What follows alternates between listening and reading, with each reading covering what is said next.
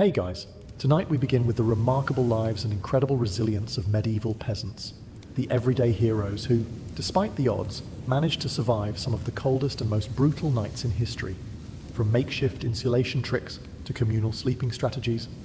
Their story is one of grit, ingenuity, and determination. So before you get comfortable, take a moment to like the video and subscribe, but only if you genuinely enjoy what I do here. And let me know in the comments where you're tuning in from and what time it is for you. It's always fascinating to see who's joining us from around the world. Now, dim the lights, maybe turn on a fan for that soft background hum, and let's ease into tonight's journey together. When you think of medieval life, you might imagine jousting knights, grand feasts, and merry fairs. But for the average peasant, winter was less about merriment and more about, how do we not die tonight? It wasn't just a season. It was a test of endurance that came around every year, like an especially cruel teacher who didn't believe in second chances. Picture this. You're living in a tiny mud and stick hut, with walls so thin you could probably hear a bird sneeze from outside.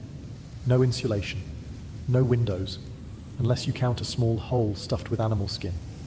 And definitely no thermostat wars with your siblings. The inside temperature of your home was usually just a polite couple of degrees above whatever the weather was doing outside. If it was freezing outdoors, it was politely slightly less freezing inside. Congratulations. Nights were the worst.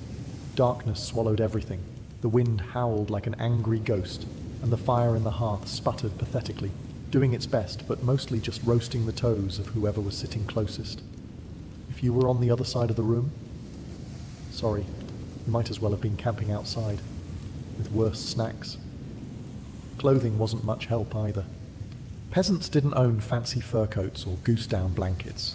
You had a couple of rough-spun wool tunics, maybe a cloak that smelled suspiciously of goat, and a hope that layering them would turn you into some kind of human onion. Spoiler, it didn't really work. And forget about snuggling under soft quilts.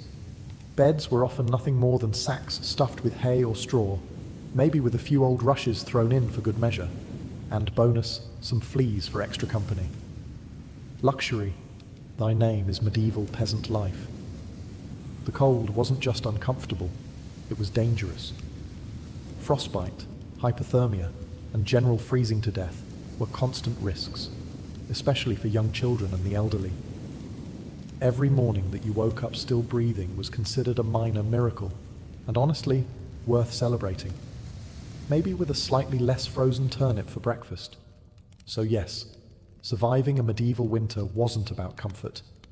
It was about gritting your teeth, piling on every piece of cloth you owned, huddling with your livestock, and praying you didn't wake up with icicles hanging off your eyebrows. And the real adventure? It was just beginning. If you think your apartment is drafty because the window doesn't close properly, medieval peasants would like a word. Their homes weren't just drafty. They were basically very enthusiastic wind tunnels with a roof. Most peasant houses were what historians politely call wattle and daub construction. Translation: sticks crisscrossed like a giant basket, smeared with a charming mixture of mud, straw, and animal dung. Yes, dung. They weren't trying to be gross. Dung was a cheap, sticky insulator. Plus, it was always readily available, shall we say. These walls, no matter how lovingly smeared, didn't stand much chance against a proper winter storm. The cold wind found every crack, every gap, and gleefully danced its way into the one-room homes, swirling around and making sure you never got too comfortable. Privacy? Absolutely not. Warmth? Not really. Character building? Definitely. And then there were the roofs. Thatched roofs looked picturesque, sure, but after a few months of rain and snow, they sagged, leaked, and occasionally let in the local wildlife. Nothing says pleasant evening like a squirrel dropping onto your dinner. Windows, if they existed at all, were laughably tiny and usually covered with thin animal hides or wooden shutters. Glass was so expensive that even the lord of the manor probably couldn't afford more than a single tiny pane. And peasants. They were just happy if the wind didn't rip the cowhide right off the wall mid-blizzard. To make matters worse, floors were often just compacted dirt. When it rained or snowed heavily, mud seeped up through the ground, so technically you could say they had indoor water features, not that they appreciated it. In winter, every step inside your own home could feel like trudging across a frozen marsh. Cold from below, cold from above, cold from inside. It was a three-dimensional assault on your body heat. But medieval peasants weren't the type to whine. They packed gaps with moss, jammed old rags into the worst drafts, and huddled close to each other. Human insulation at its finest. Creativity, stubbornness, and a bit of sheep grease rubbed into the walls were often the only things standing between them and becoming medieval popsicles. Because if your house was falling apart, and your best protection against the elements involved mud and goat hair, well, at least you could laugh about it. Sort of. If your teeth weren't chattering too hard. As if the freezing air wasn't enough, medieval peasants also had to battle a silent enemy rising from below, the frozen ground itself. Floors weren't really floors back then. They were just slightly flatter patches of earth inside your home. Maybe if you were lucky, someone had thrown down some straw or old rushes to give you the illusion of comfort. But make no mistake, you were sleeping one insulted back away from the cold, hard dirt. And oh, that cold was relentless. It seeped up from the earth like an evil little ghost, worming its way through the straw into your bones and straight into your very soul. If you dropped anything onto the floor during a winter night, congratulations, it was now part of the permafrost. Medieval peasants tried to fight this grim battle in a few ways. One method was layering thick mats of straw across the floor. If you could afford it, or more realistically, if you could steal enough of it from your neighbour's field without getting caught, you might have a decent insulating barrier. But straw flattened fast, got mouldy even faster, and added an extra crunchy soundtrack to your already miserable nights. Some homes layered dried rushes onto the dirt instead. Every so often they would throw fresh rushes on top without cleaning out the old ones. Over time, this created a fascinating ecosystem of decomposing plants, fleas, and whatever mystery creatures decided to move in. It was basically medieval carpet padding. If your carpet was alive, slightly damp, and smelled like a wet dog, beds, for those who had them, didn't solve much. They were usually little more than wooden frames packed with, you guessed it, more straw or hay. Instead of cozy mattresses, you had poking, shifting, crunchy layers that did little against the cold radiating from below. Tossing and turning wasn't about comfort. It was a desperate, awkward dance to keep blood flowing and avoid freezing one side of your body.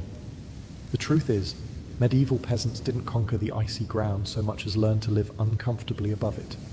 A good night's sleep wasn't about dreams or softness. It was about waking up with all your toes still attached. And if you could pull that off, hey, you were doing better than most. If medieval homes had a single hero during winter, it wasn't the roof or the walls, or even the brave layers of dirt and dung insulation. It was the hearth, a crackling, stubborn fire pit that served as the only real defense against the cold, the darkness, and the general gloom of medieval life. At the center of nearly every peasant home was a simple fire. No fireplace with a fancy stone mantel, no neat chimney sweeping the smoke skyward. Instead, you had a basic pit or pile of stones, some half-burned logs, and enough smoke pouring into the room to make you wonder if you were slowly becoming a ham. That's right, most homes didn't even have chimneys. Smoke just kind of did its best. It drifted out through small holes in the roof, cracks in the walls, or right into your lungs if it was feeling lazy that evening. It wasn't ideal for breathing, or your overall lifespan. But on the bright side, it did a great job of fumigating fleas and other unwanted guests. Who needs pest control when you're marinating in smoke 24/7? The hearth wasn't just about warmth either. It was the kitchen, the light source, and sometimes even the medieval version of a television. People sat around the fire telling stories, gossiping, or just staring into the flames because, frankly, there wasn't much else to do after sunset. Keeping the fire alive wasn't just a nice idea, it was mandatory. Letting the fire die out at night was like putting up a sign for the cold to come in and finish you off. Plus, reigniting a fire in winter wasn't as easy as striking a match. You had to work with flint, steel, kindling, and more prayers than you'd ever offered before. Everyone in the family had a duty, stoking the flames, watching the embers, adding peat, sticks, or if you were lucky, a precious piece of dry wood. It was a constant battle between human persistence and the smothering cold that wanted nothing more than to snuff you out. The hearth didn't guarantee survival, but without it, survival was downright impossible. It was a smoky, sputtering, often disappointing little fire.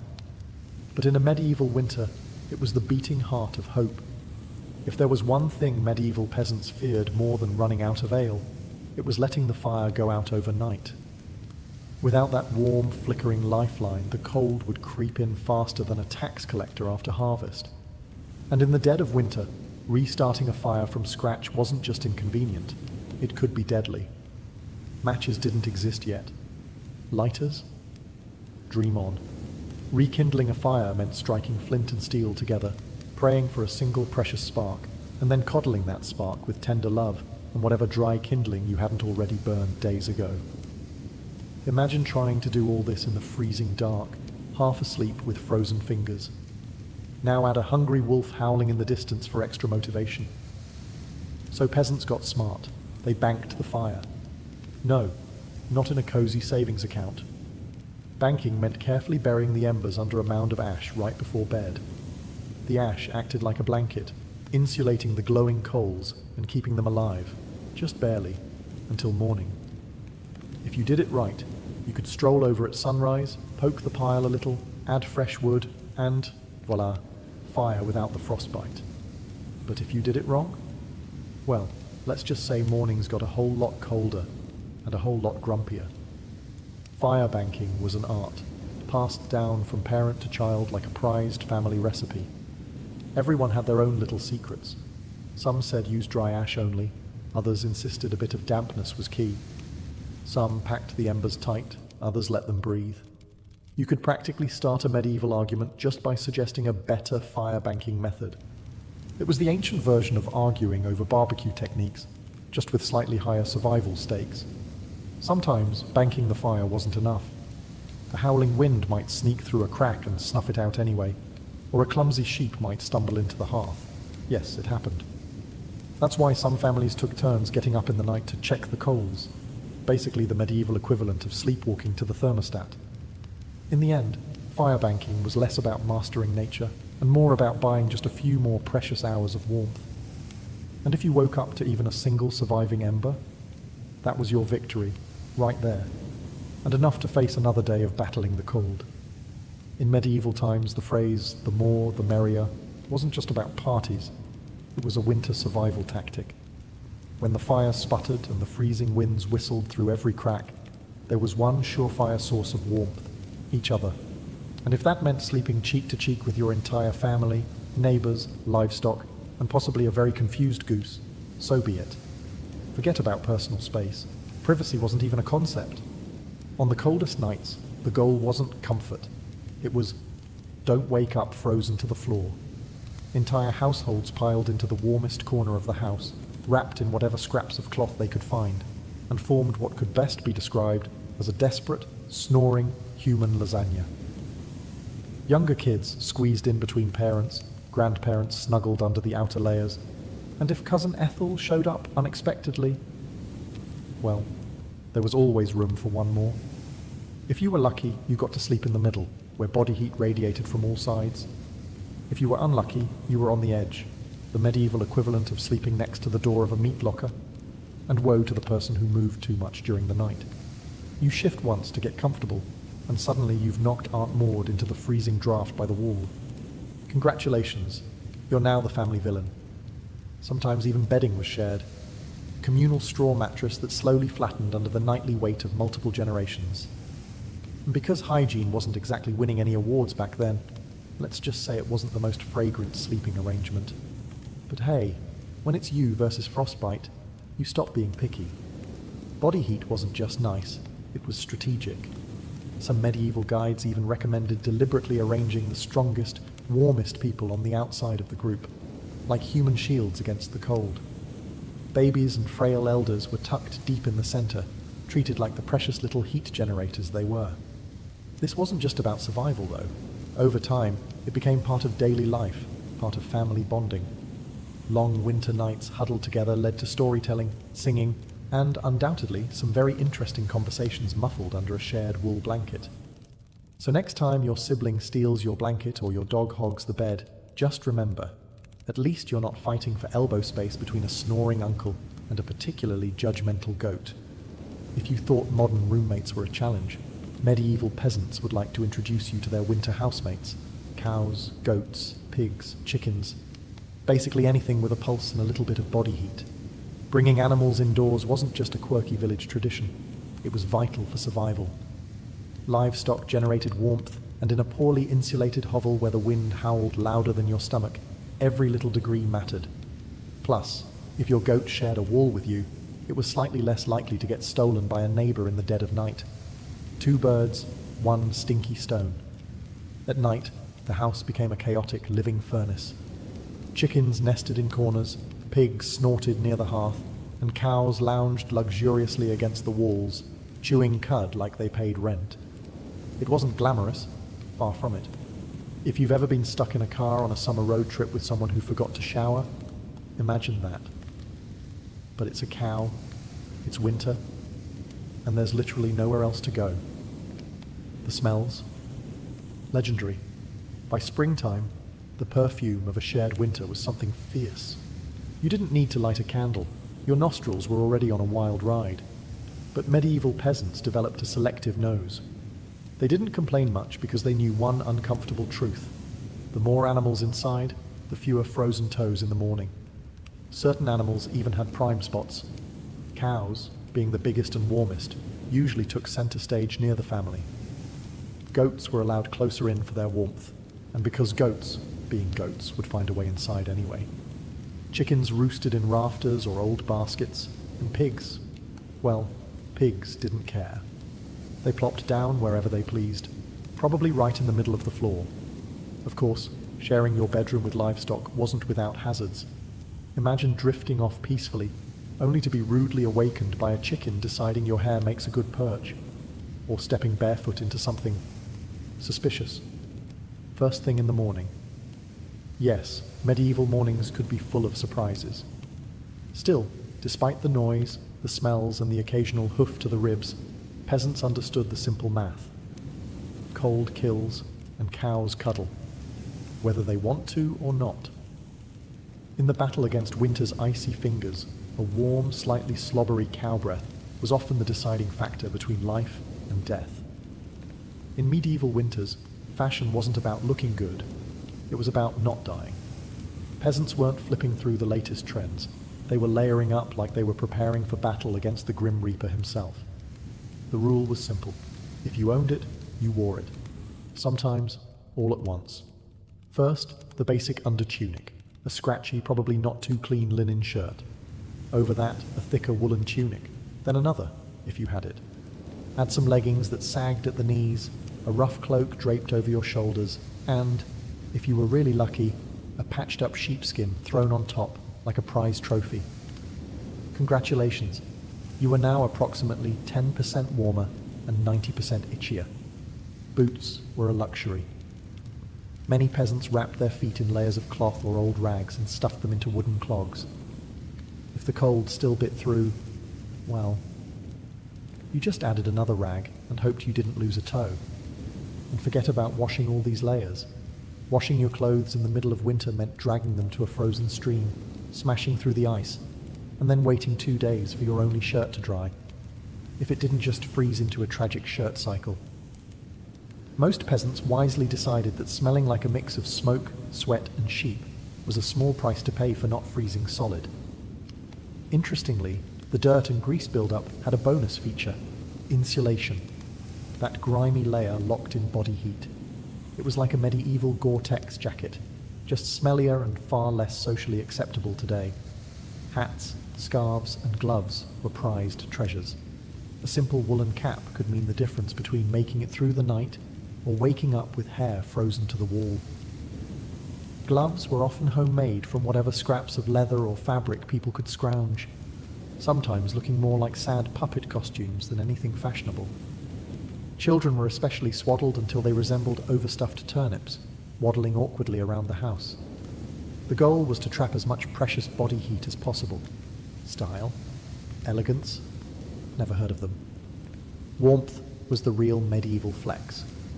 So the next time you complain about layering up for a chilly day, just remember, medieval peasants walked around wearing half their wardrobe at once, looking like lumpy laundry bags, and counting themselves lucky for it.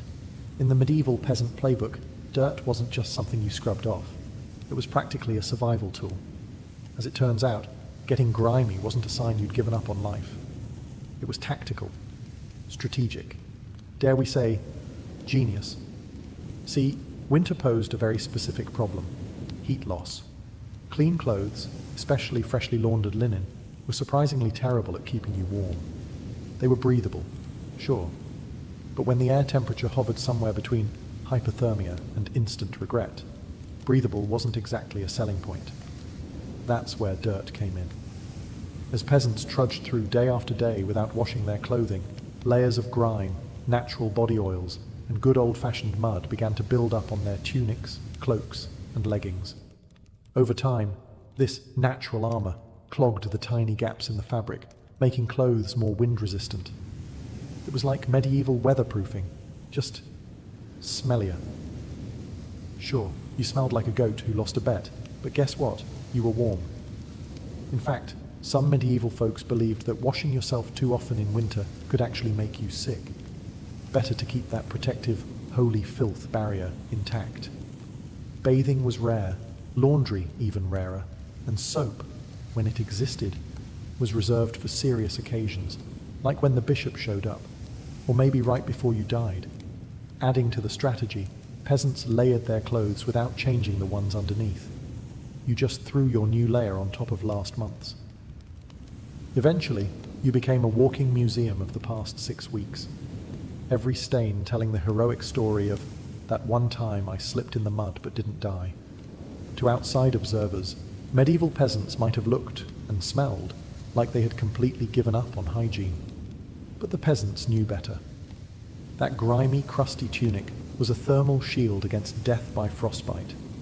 It wasn't glamorous, but neither was freezing to death because you wanted to smell like flowers. Besides, in a world where literally everyone stank to high heaven, you weren't offending anyone. Nose blindness was practically a way of life. So yes, in medieval winters, filth wasn't failure. It was fashion. It was function. And if you had a thick, greasy outer layer by February, you, my friend, were winning at life. If you thought medieval peasants spent their winters tucked into plush feather beds with embroidered quilts, think again. The reality was a bit more rustic. And by rustic, I mean, let's sleep on a pile of dead plants and hope for the best.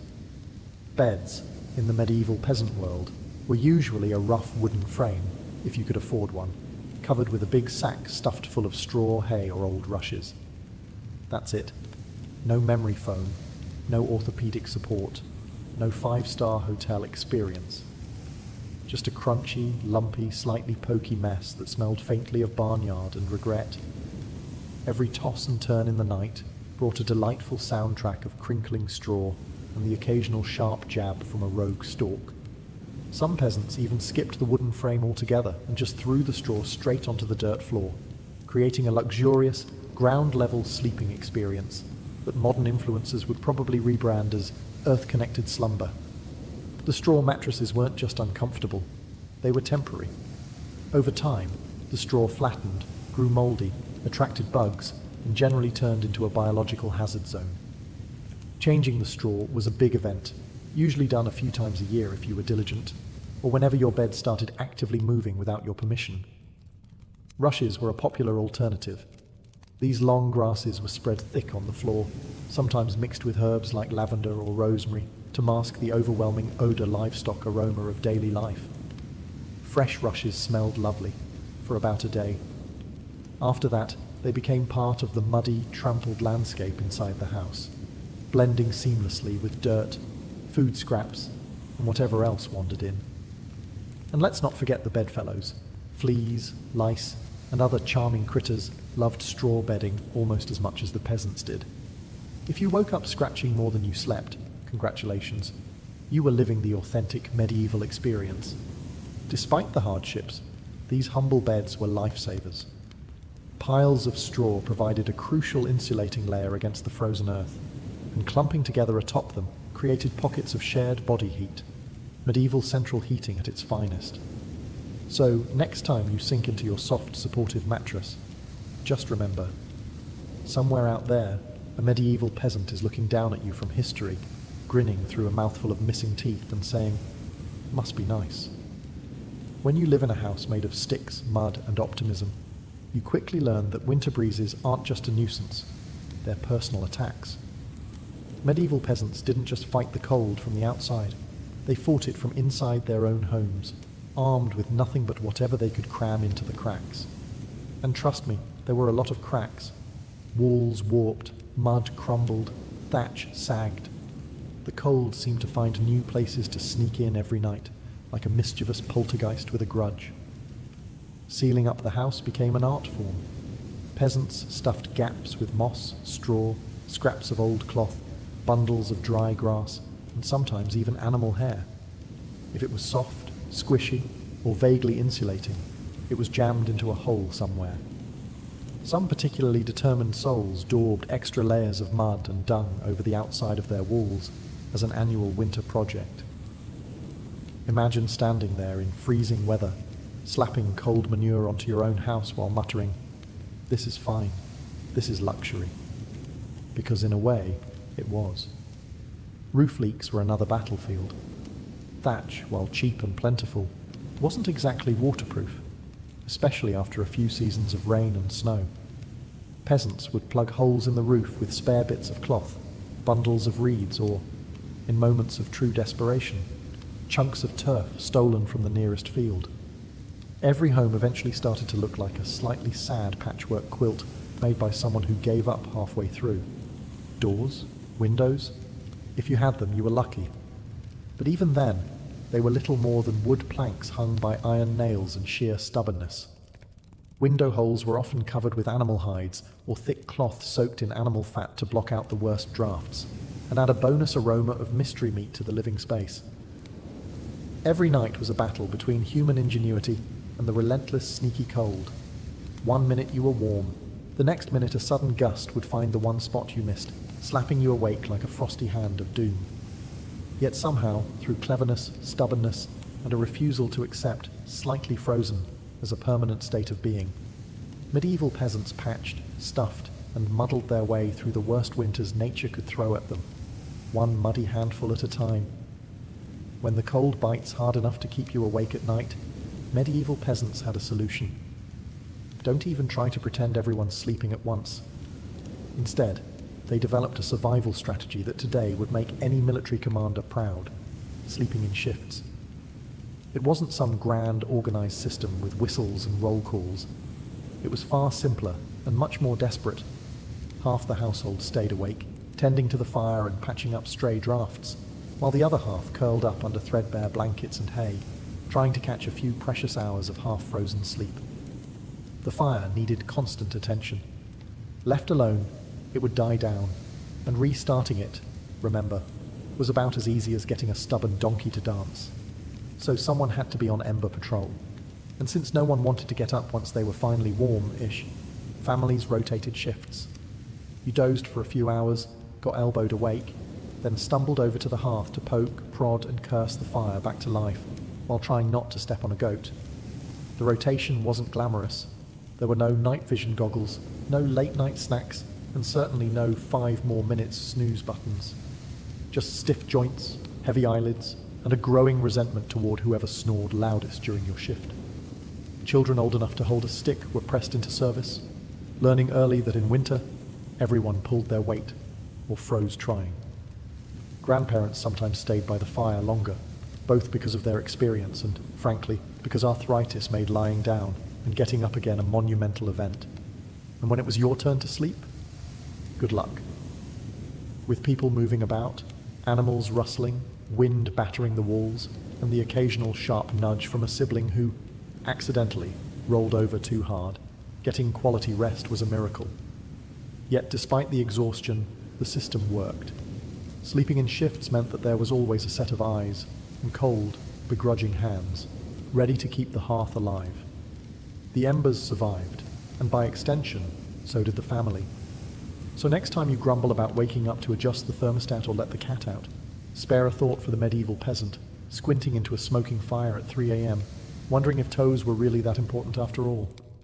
You know it's cold when you have to think about how you breathe just to stay alive. Medieval peasants didn't just battle the freezing air with cloaks, fires, and creative sleeping arrangements. They even adjusted the way they inhaled and exhaled to survive the night. The problem was simple. Deep, open-mouthed breathing pulled icy air straight into your lungs. In a world where pneumonia could kill you faster than you could say, "Hail Mary," that was a risk nobody wanted to take. So peasants learned the art of what you might call survival breathing. Instead of sucking in huge gulps of air like they'd just run a marathon, they kept their breathing shallow, slow, and, most importantly, through the nose.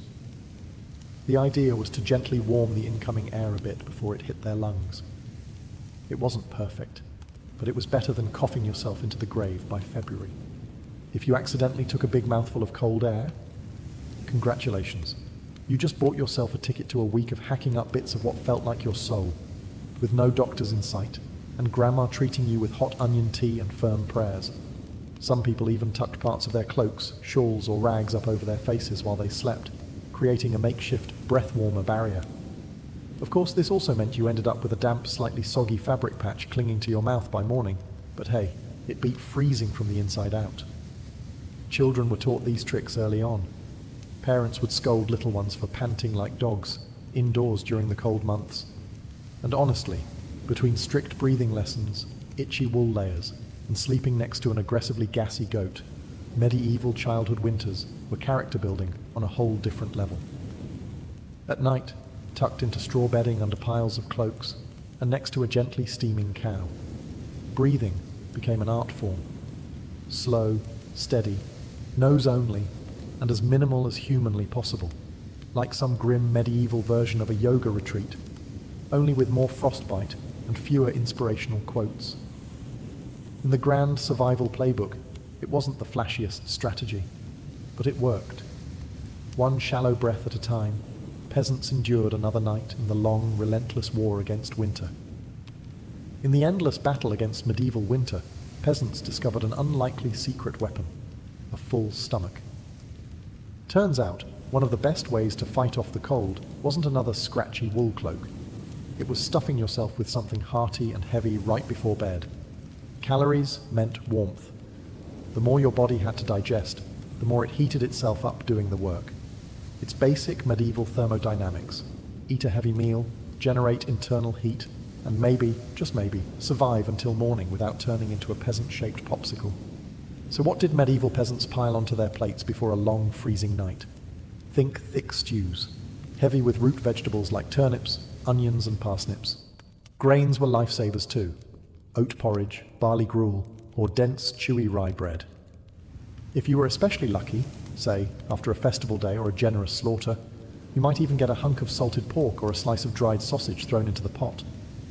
This wasn't comfort food in the Instagram sense.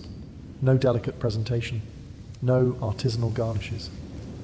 It was one enormous, vaguely brown meal, designed to sit in your gut like a friendly brick, slowly burning through the night and keeping you just a little bit warmer. It wasn't just about eating a lot.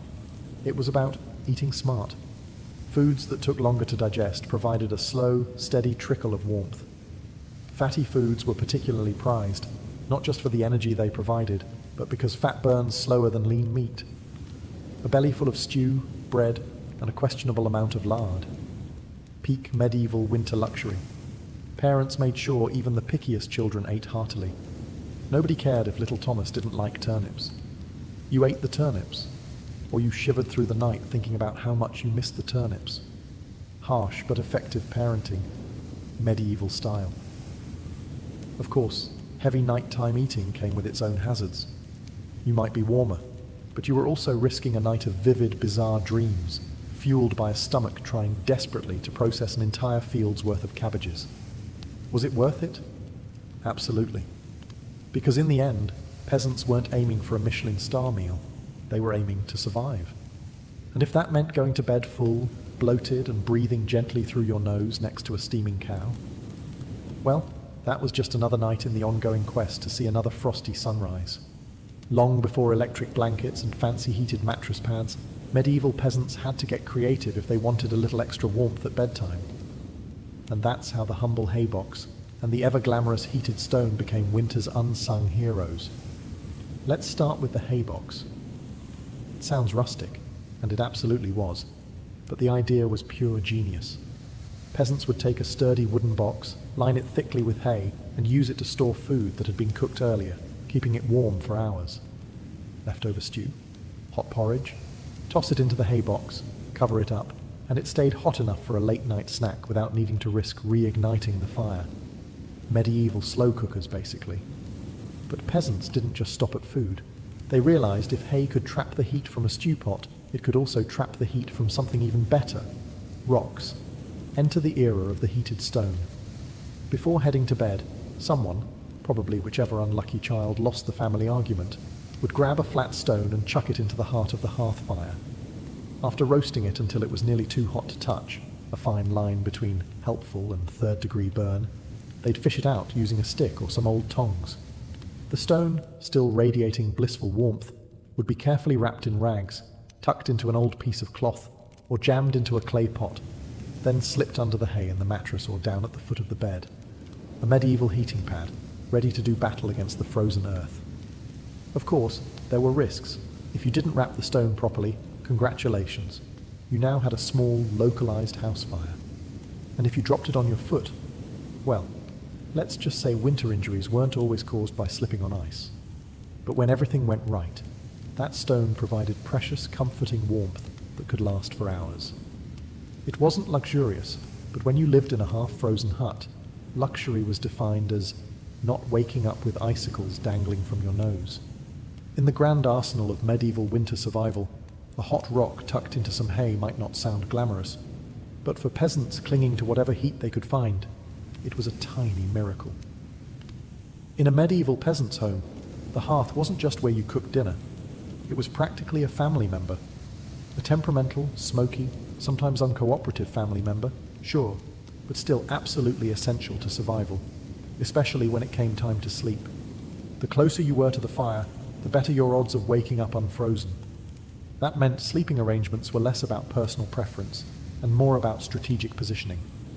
Infants, the elderly, and anyone sick or frail got first dibs on prime hearth real estate. Parents, older kids, and sturdier adults fanned out from there like human insulation layers. Being assigned a spot close to the fire wasn't just kindness, it was basic survival math. Babies were fragile heat generators, and elders were precious repositories of family knowledge, and, let's be honest, the best gossip. Protecting them with prime warmth was non-negotiable. But it wasn't all cozy toasting by the flames. Too close, and you risked waking up with your hair singed or your cloak smouldering suspiciously. Too far, and you were basically camping in an icebox. It was a delicate dance. Stay near enough to bask in the fire's glow, but not so near that you had to explain to your neighbor why you now looked like a half-cooked roast. The fire also didn't spread warmth evenly. It mostly roasted the people directly in front of it, while everyone else fought over the narrow cone of heat like cold lizards jostling for a sunbeam. If you were lucky enough to fall asleep facing the fire, you might have one blissfully warm side, and one side frozen so solid you could probably knock on it. Pets and livestock, of course, muscled in too. A dog might wedge itself between you and the fire, tail wagging dangerously close to open flame.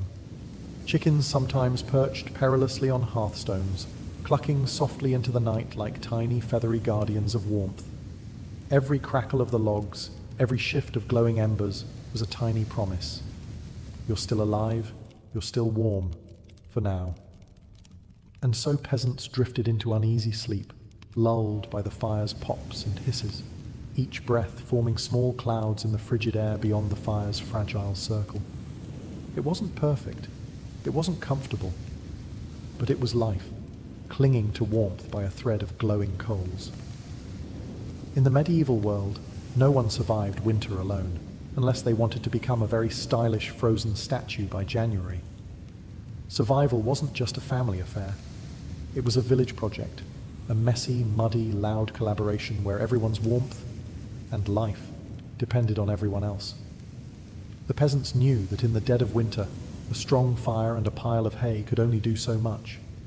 If your neighbour's house went dark, you noticed. If the smoke from old Tom's hearth suddenly stopped curling into the sky, someone went to check.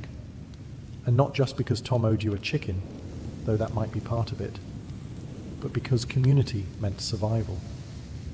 Villages had unofficial winter watchers, often the young or the elderly, who couldn't work the fields, but could keep an eye on who was coughing too hard, who hadn't come to barter at the market in a few days, or whose home looked a little too still in the morning frost. These people were the medieval version of neighbourhood patrol, minus the reflective vests, plus a lot more sheep. If a family's fire went out, it was a near emergency. A good neighbour would rush over with a glowing coal bundled in rags, or better yet, invite them into their own smoky, overcrowded hut for the night. Yes, it meant squeezing an extra 4 bodies into an already cramped space, but it was better than finding frozen friends come spring thaw. Communal food stores played a role too. During especially brutal winters, villages sometimes pooled their last salted meat, grain, and dried vegetables. It was grim charity. No one had much, but a few communal meals could be the difference between staggering into spring or not.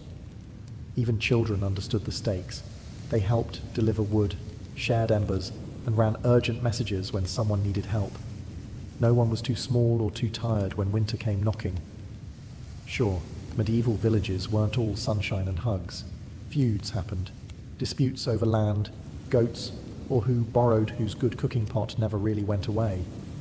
But when the nights grew deadly cold, old grudges were often quietly shelved. After all, a rival was still worth saving, because tomorrow it might be you needing rescue. In the icy heart of winter, the village became one big, stubborn family. Sometimes dysfunctional, often hilarious, always fiercely determined to survive together. One muddy boot, one crackling ember, one frozen smile at a time. When medieval peasants faced the merciless cold of winter, they didn't just pile on cloaks or stoke the fire. They prayed. A lot. Because when the wind howled like wolves outside your paper-thin walls and the fire shrank into sullen embers, you wanted every possible advantage, including a little divine intervention. Faith wasn't just a Sunday affair back then. It was woven into every frozen breath. Before crawling under layers of straw and scratchy wool, families would kneel together, offering up hurried prayers to keep the fire burning, the roof intact, and their toes attached by morning. Saints became more than distant holy figures. They were winter's frontline defense. Saint Blaise, for instance, was called upon to protect against throat ailments. Not a minor concern when one mouthful of icy air could land you coughing up your soul. St. Nicholas wasn't just the jolly gift-giver of later legend. He was also asked to protect households from sudden ruin during the lean, deadly months. Superstitions wrapped themselves snugly around daily survival. Some families sprinkled a little holy water near the hearth before sleeping, hoping it would protect against evil spirits, or at the very least, mischievous drafts. Others marked doorways with blessed chalk after certain feast days, pleading for warmth and luck to find their way inside. Candles played a role too. Special vigil candles, often blessed by the local priest or the most pious old woman in the village, were sometimes kept burning throughout the night, a flickering plea against the cold darkness clawing at the walls.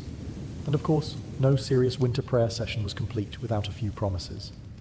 Dear Lord, if you just get us through this night, I swear I'll be kinder to my neighbour, even the one who keeps stealing our turnips. Faith wasn't some abstract comfort. It was a daily, urgent conversation. The peasants weren't asking for luxury, just survival. A little heat, a little food, and one more day to muddle through until spring broke the frozen grip on their tiny villages.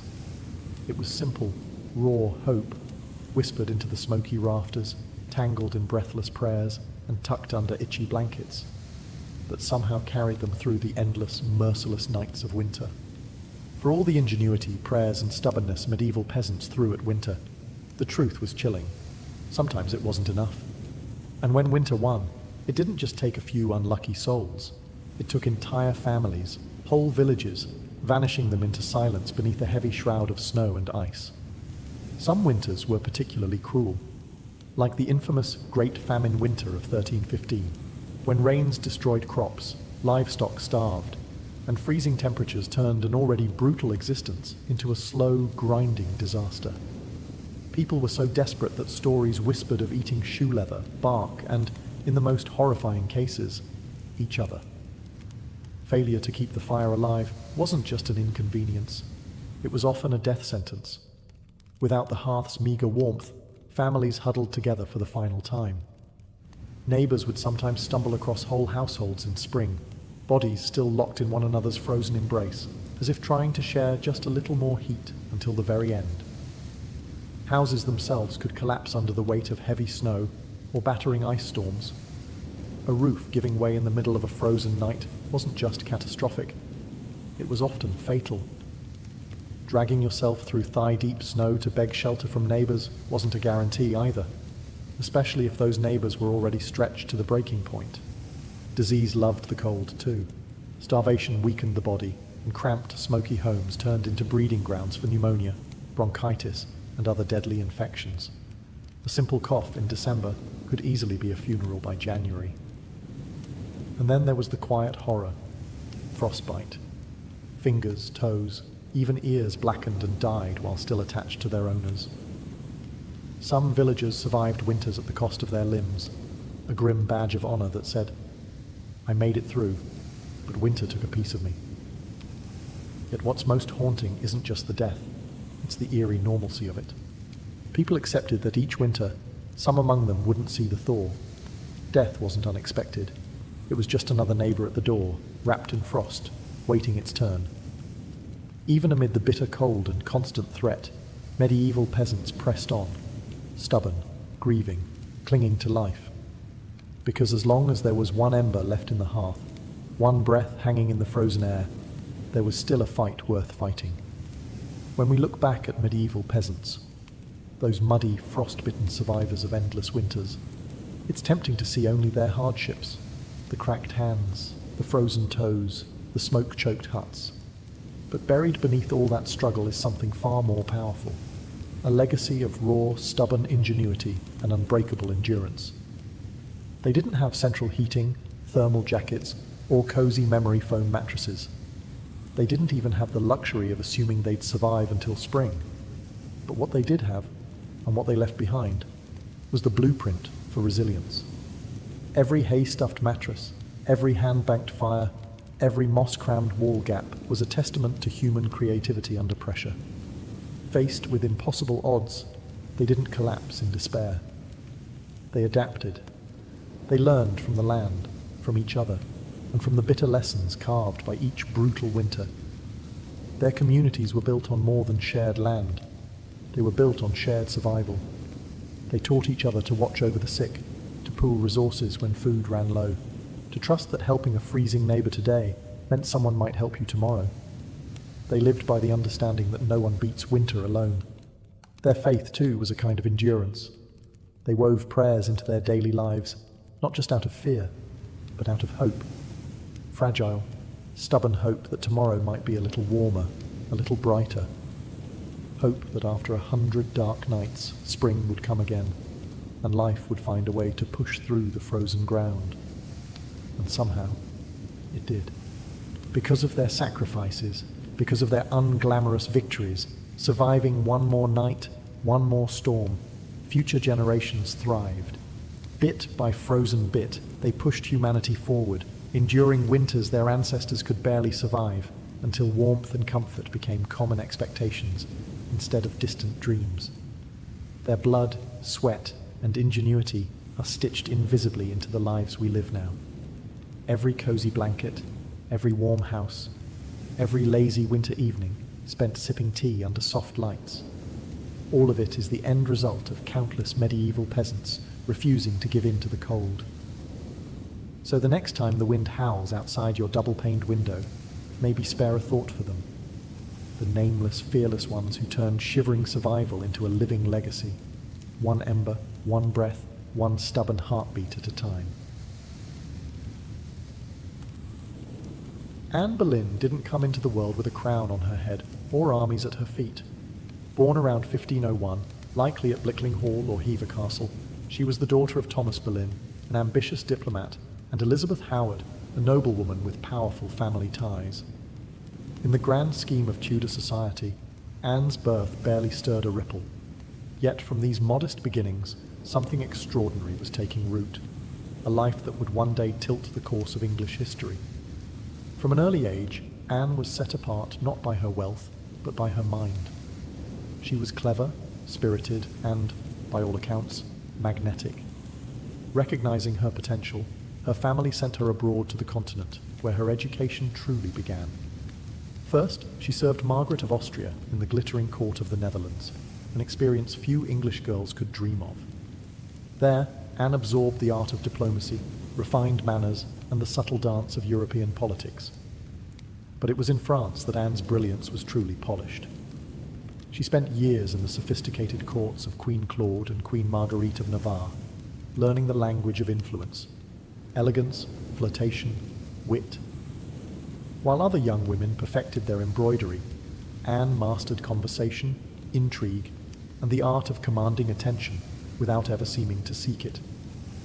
By the time she returned to England in the early 1520s, Anne was something rare, a woman who could rival the sophistication of continental courtiers while carrying the ambition of a rising English house.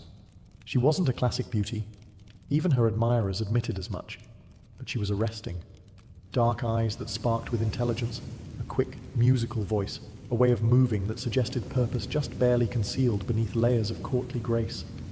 Anne didn't just enter rooms, she changed their gravity. At a time when a woman's fate was often sealed by birth and marriage, Anne refused to drift quietly into obscurity. She had seen the power that charm and intellect could wield in foreign courts, and she intended to use that knowledge at home. Anne Boleyn was still a young woman then, clever, ambitious, untested, but history was already beginning to stir around her.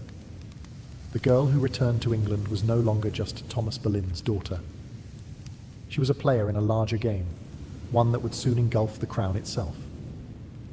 When Anne Boleyn returned to the English court, she was unlike anyone the nobility had ever seen.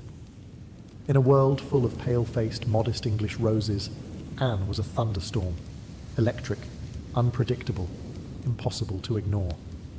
Her dark hair, bold eyes, and quick, sharp wit set her apart from the gentle, obedient ladies who filled the court of King Henry VIII.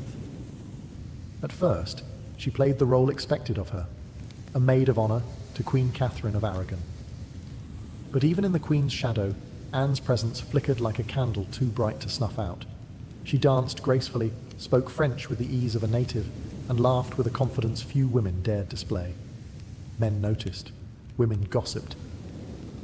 The court buzzed quietly about the striking Boleyn girl. It wasn't long before she caught the most dangerous attention of all, the king himself. Henry VIII was no stranger to flirtation. His court was a playground of whispered promises and secret liaisons. But Anne was different. She didn't swoon at his compliments or fall eagerly into his arms like so many others had. She teased, she challenged, she refused.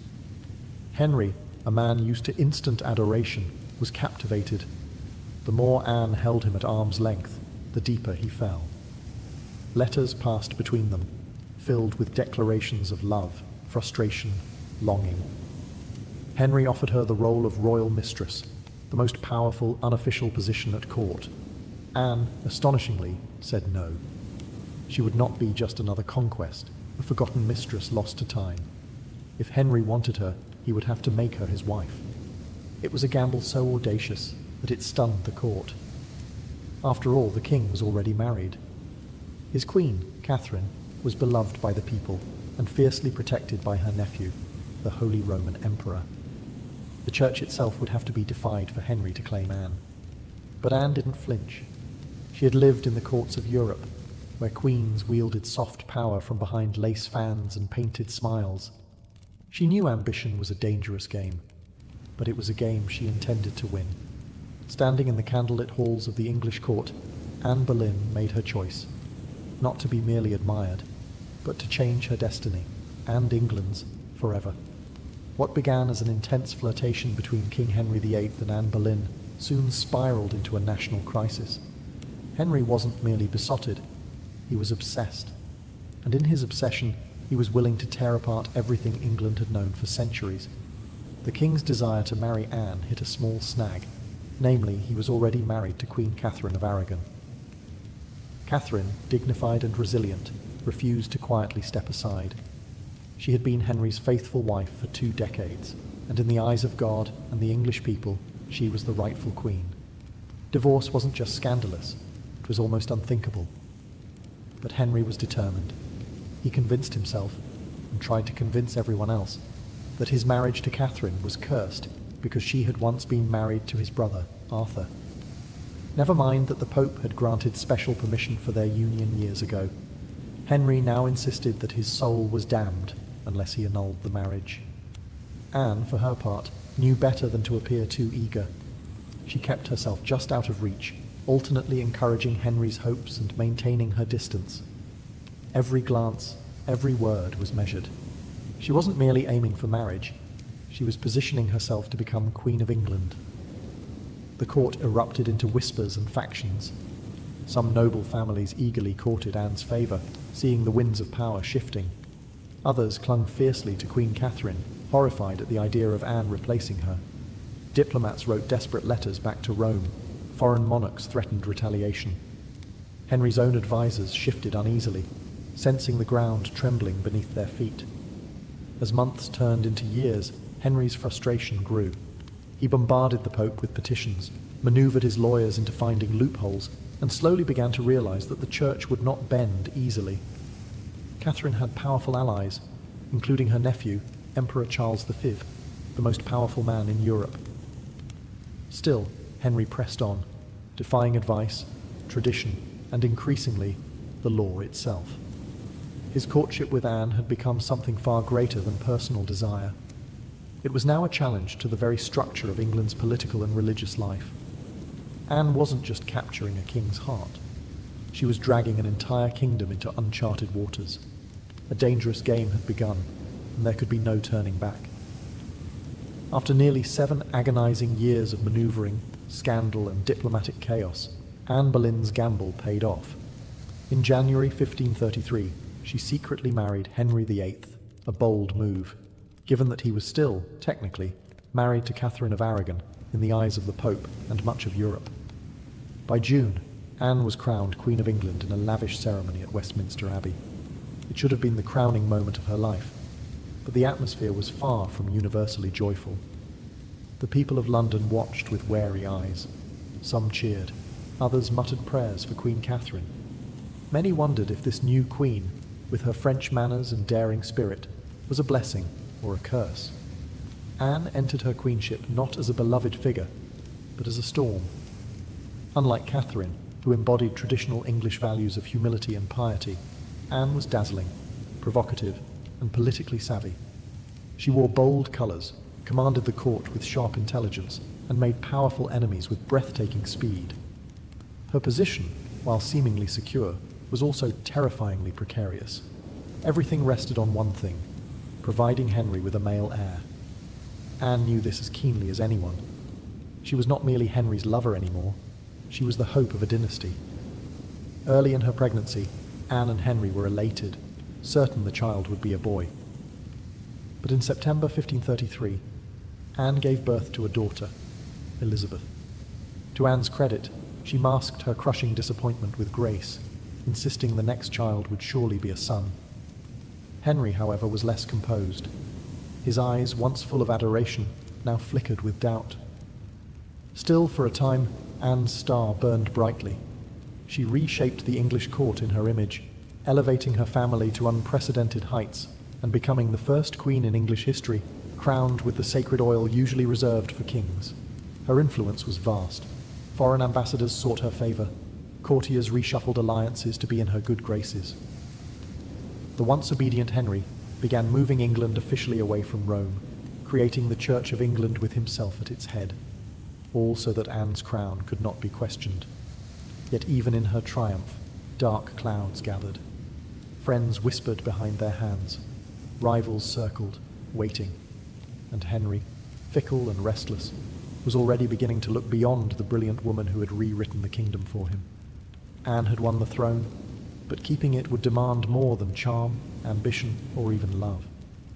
Anne Boleyn had climbed higher than almost any woman of her time. But the higher you rise, the harder the fall. Almost from the moment she placed the crown on her head, the cracks in her world began to show. At the heart of Anne's struggles was the pressure to produce a male heir. Her first child, Elizabeth, though bright and healthy, was not the son Henry the Faithful had hung his dynastic hopes upon, and the clock was ticking. Anne suffered multiple pregnancies in quick succession, but heartbreak followed, miscarriages that left her physically weakened and emotionally battered. Each lost child chipped away at the foundation she had built. Henry, once passionately devoted, began to pull away, his disappointment carving rifts between them. Anne, never one to suffer in silence, argued, demanded, fought to keep her place. But Henry, a man who prized obedience as much as beauty, grew tired of her sharpness, her defiance, the very fire that had once drawn him in. Outside the royal chambers, enemies were gathering like wolves. Many nobles who had tolerated Anne's rise with gritted teeth now openly schemed for her downfall.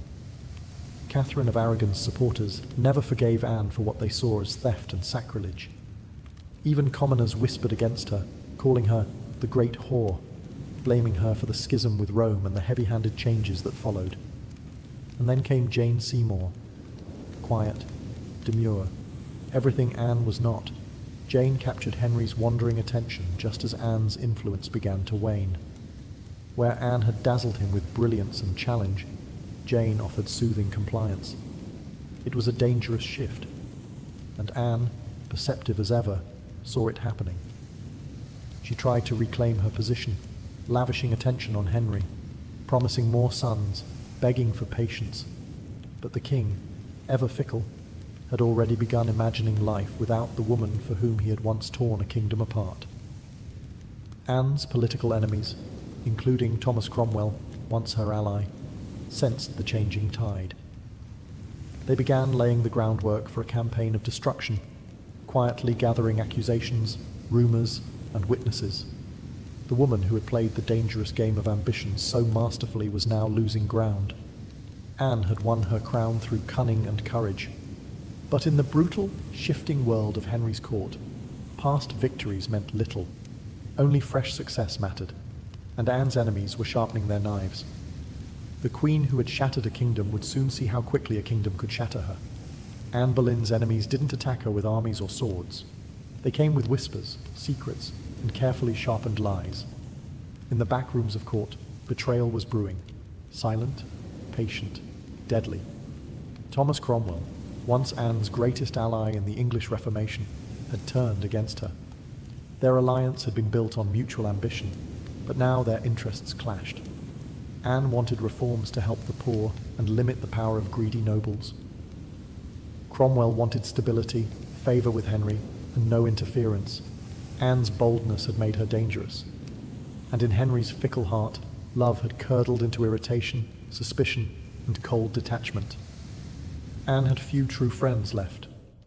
Even her charm, once her greatest weapon, now grated against the court's hunger for a gentler, more pliable queen. And Jane Seymour, quiet and calculating, waited just out of sight, the perfect contrast to Anne's fading fire. It was Cromwell who moved first. Knowing Henry was restless, knowing that the king wanted an exit but lacked a convenient excuse, Cromwell offered a solution. What if Anne could be removed, not by divorce, which would humiliate Henry, but by disgrace? The accusations were wild, monstrous even. Adultery, incest, conspiracy against the king. Anne, the proud, brilliant queen, painted as a betrayer, a temptress, a threat to the very crown she once redefined. Cromwell carefully gathered evidence, coaxing confessions under torture, twisting courtly flirtations into damning testimony. Several men, including Anne's own brother, George Boleyn, were arrested. The charges made little sense. They were riddled with contradictions and impossibilities. But in Henry's court, truth was whatever the king needed it to be. Anne, sensing the tightening noose, fought desperately. She appealed to Henry's memory, to the love they had once shared. But it was no use. The man who had once torn England apart for her now refused to meet her eyes. In May 1536, Anne was arrested and taken to the Tower of London. As the great gate slammed shut behind her, she knew the truth. She was no longer a queen. She was a prisoner, a pawn trapped in the brutal game she had once played so masterfully. Betrayal had sealed her fate. And now, alone in the tower, Anne Boleyn waited for the final move. Anne Boleyn stood in the great hall of the Tower of London, facing a tribunal of nobles, many of whom owed their very titles and fortunes to her rise. Now, they sat in judgment, cold and watchful, prepared to erase the woman who had once changed the destiny of England. The charges against her were shocking: adultery with multiple men, including her own brother, George Boleyn, high treason, conspiracy against the king. In another world, such accusations against a queen would have been unthinkable. But here, now, they were simply theatre. A grim performance designed to give Henry VIII exactly what he wanted: Anne's downfall, wrapped in a thin veil of legality. Anne defended herself with the same fire that had once won Henry's heart. She denied every accusation with intelligence, precision, and an unwavering composure that astonished even her enemies. She reminded them that she had been crowned with sacred oil, chosen by God, and anointed as Queen of England. She reminded them of her loyalty, her sacrifices, her love. But it was all for nothing. The verdict had been decided long before Anne set foot in the courtroom. The trial was a spectacle for the court and for the people, a public unmaking of a once unbreakable woman. Witness after witness, many coerced or bribed, spoke damning words. Dates and places contradicted each other. Evidence was flimsy when it existed at all. But the truth was irrelevant now. Anne was found guilty. Her brother George and the other men accused with her were sentenced to death as well. Anne would be executed by beheading, a merciful sentence compared to the usual traitor's death of hanging, drawing, and quartering. When the verdict was read, Anne did not break. She stood tall, her face pale but her spirit fiercely intact. In those final moments before being led back to her cell, she spoke clearly, declaring that she was prepared to die, and prayed that God would have mercy on her soul. As the heavy doors of the hall closed behind her, the court exhaled in relief. The storm Anne had been, brilliant, dangerous, unforgettable, was nearly over. But even then, they did not understand. They were not erasing Anne Boleyn.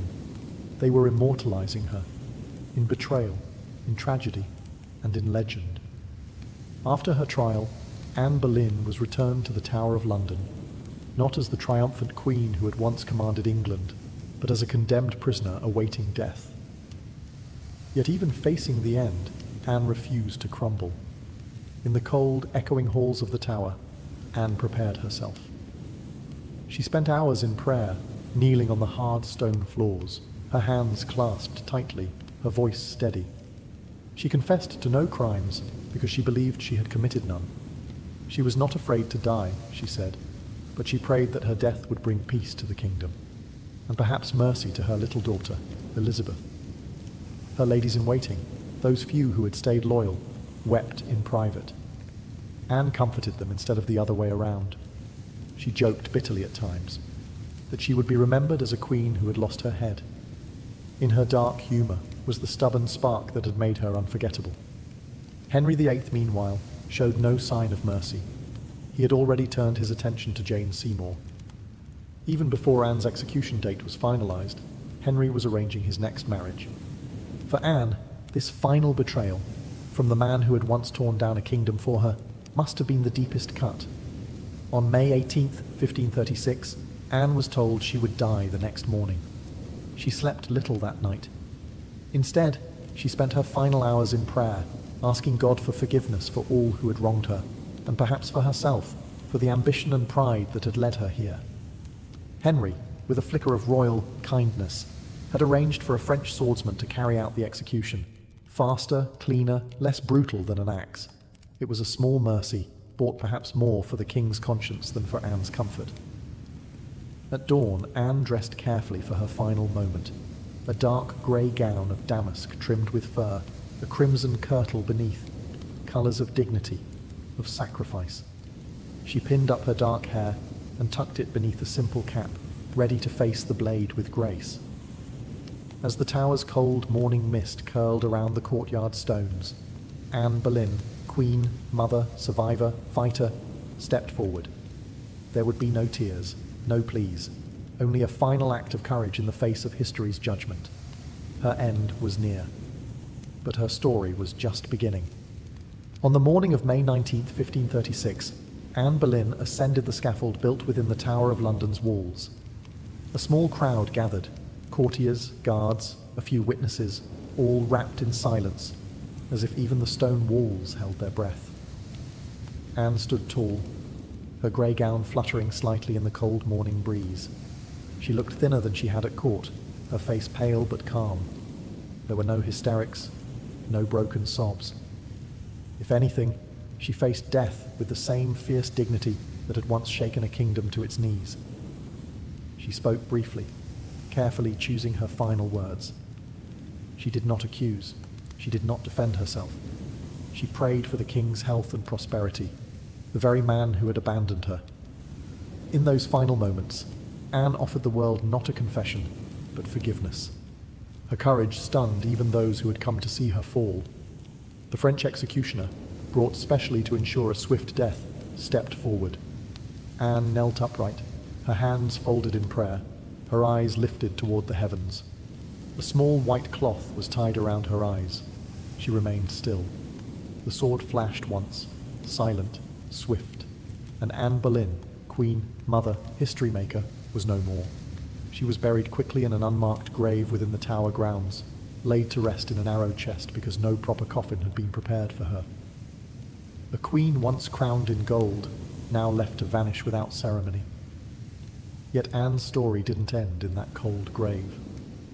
Her daughter, Elizabeth, the child whose birth had once disappointed a king, would rise to become one of the greatest monarchs in English history.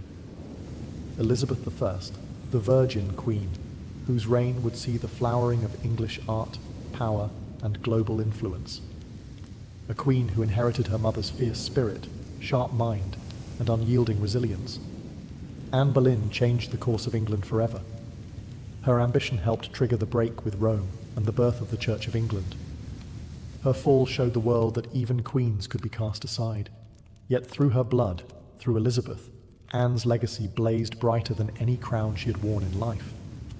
In the end, Anne Boleyn won a kind of immortality, not through her survival, but through her indelible impact on history. By the early 1770s, the American colonies simmered like a pot left too long over a roaring fire. The relationship with Britain, once seen as the proud mother country, had soured into resentment, suspicion, and growing fury. It hadn't started with tea. Years earlier, the Stamp Act had enraged colonists by placing taxes on everything from newspapers to playing cards. That was followed by the Townshend Acts, taxing essentials like paper, glass, and paint.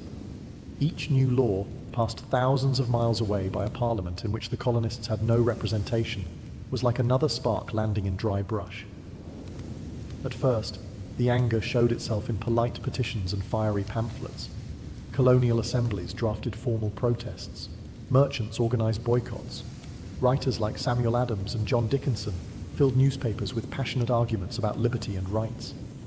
But as time wore on, frustration deepened into something darker. A slow realization that Britain wasn't listening. Worse, Britain didn't care. Many colonists clung to the hope that if they just made enough noise, if they just reasoned hard enough, Parliament would repeal the taxes. And sometimes they did. The Stamp Act was famously repealed after loud colonial protest. But every small victory was followed by new legislation, new taxes, new insults. It wasn't about the money. It never really was. The taxes themselves were modest by British standards. What infuriated the colonists was the principle. They were being taxed without consent, treated as subjects rather than citizens, ruled like distant possessions rather than partners. Boston, more than any other city, became the beating heart of resistance. The Sons of Liberty, a secretive, fiery group of patriots, grew louder and bolder. In 1770, Tensions exploded into violence when British soldiers fired on unarmed civilians in what became known as the Boston Massacre. Blood had already stained the cobblestones. Trust was a thing of the past. By 1773, the colonies were teetering on the edge. A final insult would tip them into open defiance. And it came, not in the form of soldiers or new laws or armies, but in the quiet, seemingly harmless shape of crates stacked with tea. The colonists didn't know it yet, but the night that tea floated in the cold waters of Boston Harbor, the world would change forever. In 1773, Parliament made a critical miscalculation. Believing the American colonies would quietly accept cheaper tea, they passed the Tea Act, a law that was supposed to save the struggling British East India Company and incidentally reassert Britain's right to tax the colonies. On paper, it looked like a good deal. The Tea Act allowed the company to sell tea directly to the colonies, cutting out the middlemen, slashing prices, and offering a luxury product at a bargain. A few pennies cheaper. What could possibly go wrong? Everything. Because the problem wasn't the price of tea, it was the principle behind it.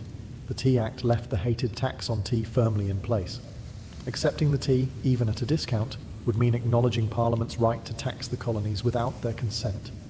To many Americans, that was unthinkable, a surrender of the liberties they had fought to protect for more than a decade. The news of the Tea Act spread like wildfire through the colonies. Merchants fumed. They saw their livelihoods threatened by a monopoly that would crush local trade. Patriots raged at the hidden message. The Crown still believed it could do whatever it pleased. In Boston, the reaction was especially fierce. Already a city scarred by the Boston Massacre and years of economic hardship, Bostonians recognized the Tea Act for what it was, a trap disguised as a bargain. Refusing the tea became a matter of honor, a litmus test for loyalty to the cause of liberty. Public meetings swelled. Newspaper columns burned with fiery rhetoric. Groups like the Sons of Liberty, led by Samuel Adams and others, organized boycotts, vowing that no East India Company tea would be unloaded, sold, or drunk on American soil. All across the colonies, ships carrying the controversial tea were turned away by local resistance. In ports from New York to Charleston, the message was clear: we will not be bought. But in Boston, fate twisted differently. 3 ships, the Dartmouth, the Eleanor, and the Beaver, arrived, anchored in the harbor, and sat there, refusing to leave. Royal officials insisted the tea be unloaded. The colonists refused. A deadlock grew, taut as a drawn bowstring. The tension was unbearable. A single act would break it, and history would never be the same again. As the British tea ships sat stubbornly anchored in Boston Harbor, the city itself transformed into a powder keg. Every day that passed without resolution tightened the tension. Boston wasn't just resisting, it was preparing for a fight. In taverns, churches, and public squares, angry colonists debated what to do. The Sons of Liberty, led by fiery voices like Samuel Adams, John Hancock, and Paul Revere, moved swiftly to organize resistance. They posted public notices calling on citizens to boycott British tea and held raucous meetings that swelled with farmers, artisans, and merchants alike. Each gathering added fuel to the fire. The Old South Meeting House became the nerve center of the resistance. Thousands crammed into the wooden hall, their breath fogging the air, their voices rising in defiance. Here, resolutions were passed, speeches were made, and tempers boiled. Each vote against the unloading of tea was another hammer blow against British authority. But while the people of Boston stood united, the clock was ticking. British law demanded that imported goods, like tea, be unloaded and the tax paid within 20 days. If the ships remained after the deadline, customs officials would seize the cargo and the tax would be collected by force. The Sons of Liberty understood that once the tax was paid, even under protest, the principle would be lost. It wasn't just about the tea anymore. It was about whether the colonies would accept being treated as subjects without rights, or whether they would stand and fight for their future. Meanwhile, the Royal Governor of Massachusetts, Thomas Hutchinson, dug in his heels. He refused to let the tea ships leave without unloading their cargo, demanding that the law be obeyed, colonial outrage be damned. To him, backing down meant admitting that mobs, not monarchs, ruled the colonies. Boston's standoff became a spectacle. Every man, woman, and child knew that something was coming. You could feel it in the air, that cold, sharp sense before a storm when the world holds its breath. All it would take was one spark to ignite an explosion. And somewhere among the crowded streets and crowded hearts of Boston, a decision was quietly taking shape, a plan that would echo across oceans and empires. December 16th, 1773, dawned grey and cold over Boston, a city balanced on the edge of history. For nearly 3 weeks, the tea ships had sat in the harbour like ticking bombs. Now, the final deadline had arrived. According to British law, the tea had to be unloaded and the tax paid within 20 days of a ship's arrival. If it wasn't, customs officials could seize the cargo, and British troops could be called in to enforce the law. Everyone knew it. Everyone knew what was at stake. If the tea came ashore, the principle was lost. If the colonists allowed it, even once, their cause, their claim to rights and liberty, would unravel. That morning, thousands of Bostonians and nearby colonists packed into the Old South Meeting House, the largest building in town. Some had walked miles through the icy countryside to be there. The meeting was so packed that men spilled out into the streets, straining to hear the fiery speeches echoing through the halls. Samuel Adams, the iron voice of rebellion, presided over the gathering. Speaker after speaker rose to denounce the Tea Act, to cry out against tyranny, to urge immediate action. But even among the defiants, uncertainty hung heavy. What could be done without sparking outright war? How could they stop the tea without opening the floodgates to brutal retaliation? As the afternoon wore on, riders galloped in with grim news. Governor Thomas Hutchinson remained unmoved. The ships would not be allowed to leave without unloading. The tea would be seized, the tax collected, the king's law enforced. The crowd buzzed with fury. The walls of the meeting house seemed to shudder with the force of it. Yet Samuel Adams stood calmly and spoke the words that signaled the end of debate. This meeting can do nothing more to save the country. A simple sentence, but everyone knew what it meant. There would be no more petitions, no more compromises. Action would be taken. Outside, a war whoop cut through the gathering gloom, the signal. Men disguised themselves quickly, smearing soot on their faces, donning blankets and feathers in crude imitation of Mohawk warriors. It wasn't about fooling anyone. It was about creating a symbol, a message no one could mistake. The deadline had passed. Boston would answer not with words, but with defiance. As twilight deepened over Boston on December 16, 1773, the quiet streets began to stir. Figures moved through the shadows. Ordinary men cloaked in rough blankets, their faces blackened with soot, some adorned with feathers. They weren't trying to fool anyone into believing they were real Mohawks. Their disguise was symbolic, an act of shedding their old identities, of taking a stand as something new, something fierce. By the dozens, they made their way to Griffin's Wharf, where the 3 tea ships, the Dartmouth, the Eleanor, and the Beaver, lay anchored. The harbour water churned cold and dark beneath them, thick with the sharp bite of winter air. There was no shouting, no drunken chaos. This was not a riot. It was a mission, carried out with calm, ruthless precision. Armed with hatchets and clubs, the disguised colonists swarmed the ships, overwhelming the few crew members still aboard. No harm came to the sailors. They were pushed aside, watched in silence as the operation began. Men split open the wooden chests with practiced blows, the fragrant smell of fresh tea spilling into the cold night air. Others heaved the crates overboard, their heavy splashes echoing across the still waters of the harbour. Chest after chest, 342 in total, was broken and dumped until the black water swirled with thousands of pounds of tea leaves. Spectators watched from the wharf, silent, awed. British guards stationed nearby made no move to intervene. Whether from confusion, sympathy, or fear of escalating violence remains unclear. Some accounts suggest that even among British loyalists there was an understanding. Something had shifted, and there would be no stopping it tonight. The discipline was extraordinary. No cargo was stolen. No one raided the ships for valuables. Only the tea, the hated symbol of British oppression, was targeted. In a town where hunger and hardship were daily realities, the men could have easily turned the protest into an excuse for looting. They did not. When it was over, the harbour resembled a great, swirling cauldron, filled with torn chests and soaking tea leaves. The smell of the sea mixed with the sharp tang of smashed tea, filling the night air with a strange, bittersweet scent. The work was done. Silently, the men disappeared into the night, vanishing into the alleys and back streets of Boston. They left behind no names, no leaders, no claims to fame, only the unmistakable mark of revolution. As the last broken crates bobbed in the dark water, Boston stood still, almost holding its breath. The Boston Tea Party wasn't a riot, a brawl, or a drunken spectacle. It was something far rarer, an act of cold, deliberate defiance carried out under the cloak of night. The harbour was transformed into a giant, swirling teapot. Thousands of pounds of East India Company tea floated in great mats on the water, staining it black.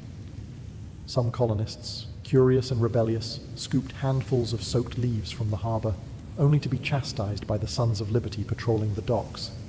Nothing was to be salvaged. No one would profit from this night's work. This was principle, pure and simple. The town woke the next morning to the smell of salty tea hanging heavy in the air. News spread like wildfire. Word of mouth, letters, broadsheets. By midday, everyone from apprentices to merchants knew what had happened, and opinions split fast. Among patriots, there was pride, a fierce, swelling pride that ordinary men had stood up to the mightiest empire in the world and struck a blow for liberty.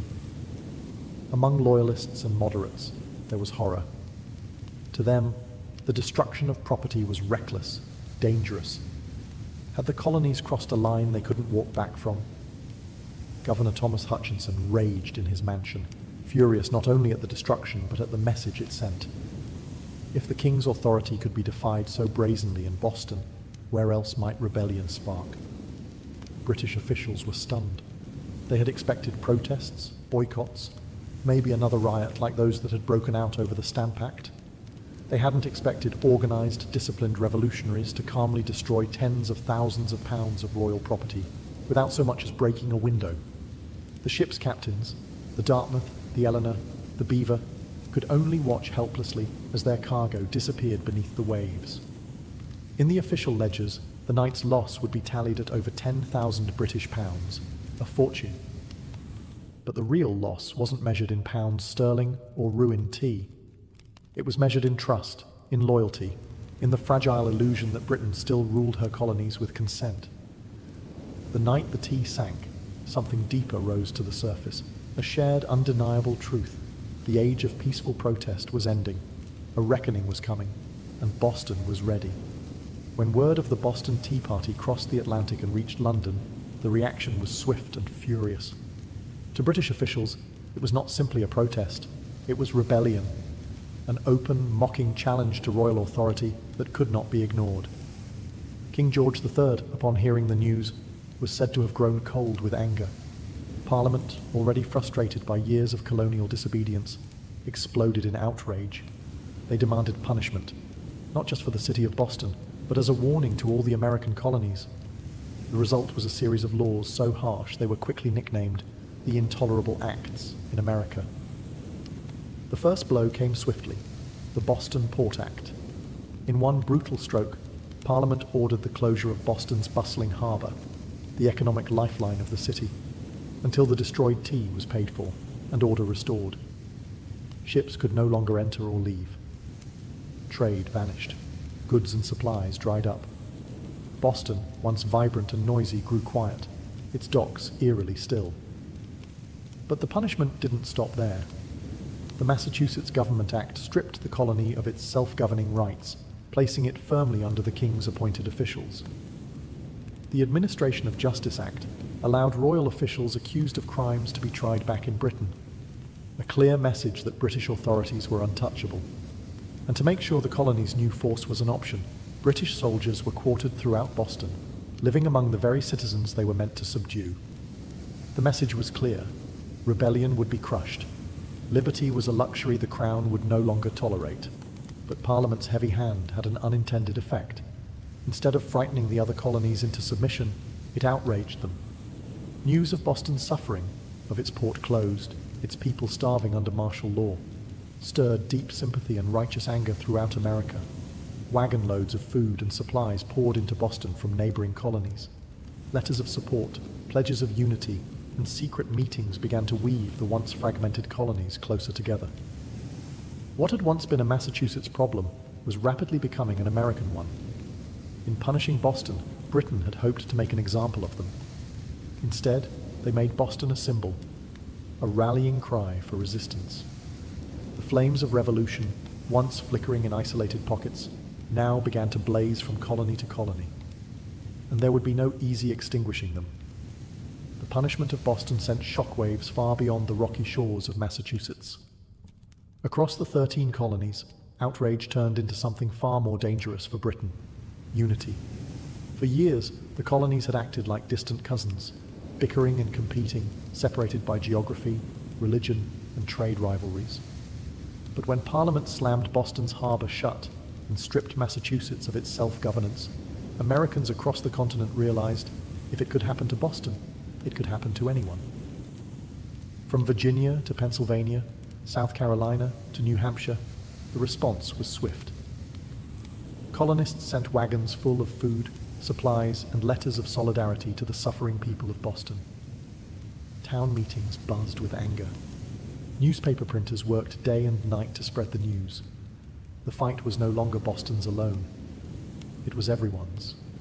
And so, in September 1774, something unprecedented happened. The First Continental Congress convened in Philadelphia. For the first time, representatives from 12 of the 13 colonies gathered under one roof to discuss a unified response. Men like George Washington, Patrick Henry, John Adams, and Samuel Adams, once merely regional figures, now stood together as architects of a movement that was growing larger by the day. Their goal, at least officially, was not yet full independence. Most still hoped for reconciliation, for a return to the old relationship of mutual respect under the British Crown. But beneath the polite debates and carefully worded petitions, a deeper understanding was taking root. The colonies could no longer afford to stand separately. At the Congress, they agreed to a sweeping boycott of British goods. They pledged mutual support in the face of further British aggression, and they made it clear any attack on one colony would be considered an attack on all. In taverns and meeting houses across the continent, ordinary people began using words that had once been whispered only in private: unity, resistance, liberty. In bringing the hammer down on Boston, Britain had imagined it would crush rebellion. Instead, it had welded the colonies together into something far more dangerous, a people who, despite their differences, were beginning to think of themselves not as scattered provinces, but as Americans. The winds of revolution were no longer just stirring. They were gathering into a storm, and it was too late for Britain to stop it. The night the tea sank into Boston Harbor, it wasn't just crates that were destroyed. It was the illusion that the American colonies could remain loyal subjects forever. The Boston Tea Party lit a spark that no king, no army, no distant parliament could ever snuff out. In the months that followed, that spark caught fire across the colonies. What had once been protests, boycotts, and polite petitions hardened into open resistance. Town militias began drilling openly, storehouses filled with powder and shot. Men who had once toasted King George III in taverns now whispered about revolution under the same roofs.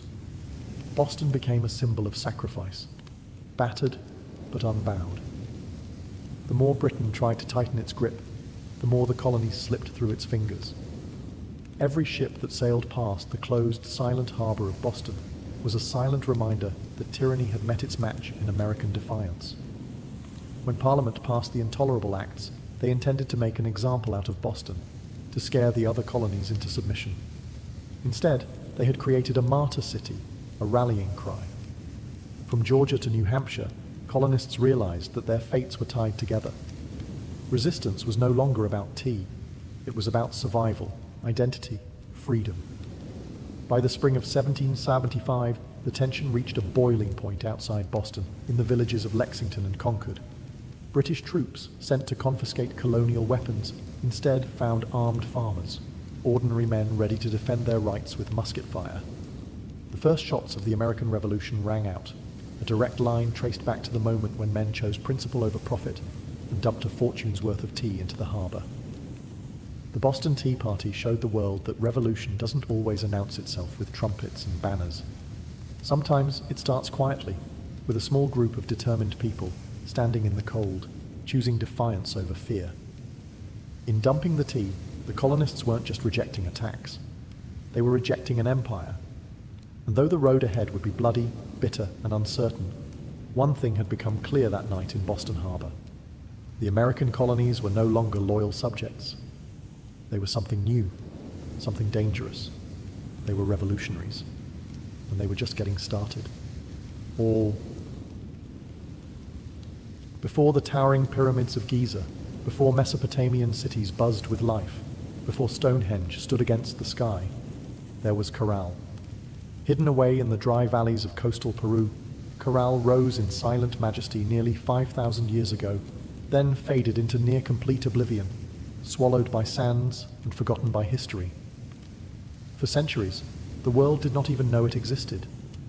The super valley where Corral once thrived seems at first glance an unlikely place for civilization to bloom.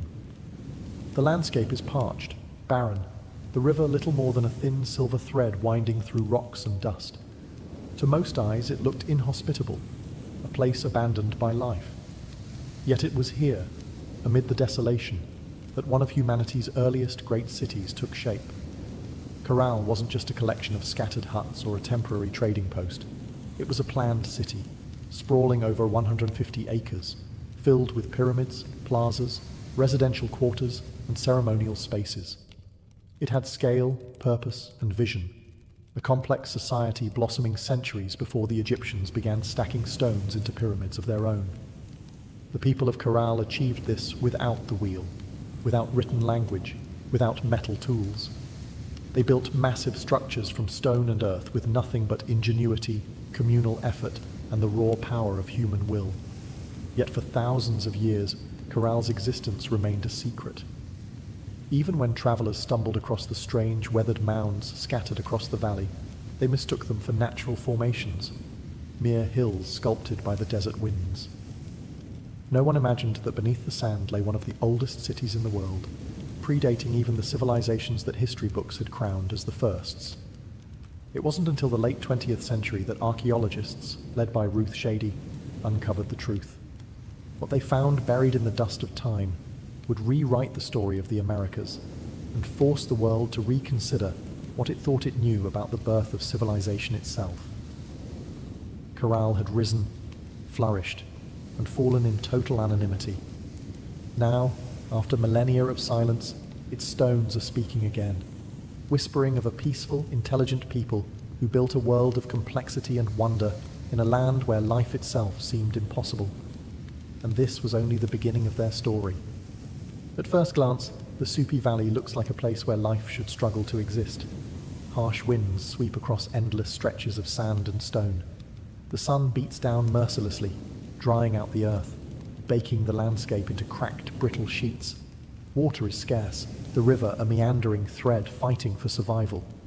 To the untrained eye, it is a wasteland, barren, empty, forgotten by the gods. But the people of Corral saw something different. They did not see a desert to be feared. They saw a canvas to be shaped. They recognized the river, however modest, as the lifeblood of possibility. And so, with patience, ingenuity, and sheer determination, they turned this unforgiving place into a thriving oasis of life and culture. Their first victory was agriculture. They learned to tame the river's seasonal floods, building simple but brilliant irrigation systems that channeled water across the valley floor. Where others saw sand and dust, they coaxed green shoots of hope: cotton, beans, squash, guava, sweet potatoes. Cotton, in particular, became their treasure. It was spun into fishing nets and textiles, fueling trade with coastal villages and creating bonds that stretched far beyond their desert home. But growing crops was only part of their mastery. The people of Corral understood that survival in the desert required balance. They worked with nature, not against it. They built their homes and plazas from stone and earth, designed to withstand both scorching heat and the rare, punishing rains that occasionally swept through the valley. They studied the stars and seasons, planning their harvests with the precision of master astronomers. Trade became the veins and arteries of Corral's economy. Dried fish, cotton, fruits, and handmade goods flowed up and down the coast. In exchange, Corral received exotic goods, colorful shells from the Pacific, rare stones from the Andes, ideas from distant peoples. They were not isolated, they were connected. In a land where survival seemed impossible, Corral thrived through intelligence, innovation, and community. They didn't conquer the desert with brute force. They partnered with it, learning its rhythms, respecting its power, building a society that was not just functional, it was extraordinary. Against the odds, Corral blossomed into a beacon of civilization, and it was only beginning to rise. Rising out of the desert like ancient guardians, the pyramids of Corral defy everything we thought we knew about early civilization in the Americas. These were not small, crude structures built by primitive hands. They were massive, deliberate works of architecture, created by a people with vision, organization, and ambition. The centerpiece of the city was the Pyramid Mare, the largest of Corral's monumental structures. It stretched more than 450 feet in length and towered nearly 60 feet above the desert floor, a feat of engineering on par with the early wonders of the ancient world. Built from stone, mud, and woven reed bags filled with rocks, the pyramid was designed not just to endure the harsh climate, but to withstand the punishing earthquakes that occasionally rattled the region. And endure it did, standing silent against wind and time for nearly 5 millennia. But the pyramids of Corral were not tombs. Unlike the massive burial complexes of Egypt, Corral's pyramids served a different purpose. They were centers of ceremony, power, and public life. Temples and gathering spaces crowned their summits, accessible by broad, elegant staircases. Fires once burned atop these platforms, and rituals were held beneath the endless Peruvian sky. At the foot of the pyramids, vast plazas opened up, sunken and circular, inviting thousands to gather for religious ceremonies, political meetings, and communal celebrations. The very design of Corral's cityscape suggested a society that prized community and order, a people deeply connected to one another and to the cosmos. Around the pyramids, smaller residential complexes fanned out, likely home to priests, administrators, artisans, and farmers. The pyramids themselves seem to have been strategically placed, aligned with celestial events, sunrises, solstices, the cycles of the stars. To the people of Corral, architecture wasn't just practical, it was spiritual, mathematical, cosmic. Walking among the weathered stones today, it's almost impossible not to feel a strange sense of awe. These structures were raised without metal tools, without the wheel, without beasts of burden. Yet they rose with symmetry, scale, and staggering precision. The great pyramids of Corral were not built for vanity, nor for war. They were built to connect earth and sky, community and cosmos, humanity and eternity. And they still whisper across the sands, telling a story that refuses to be forgotten.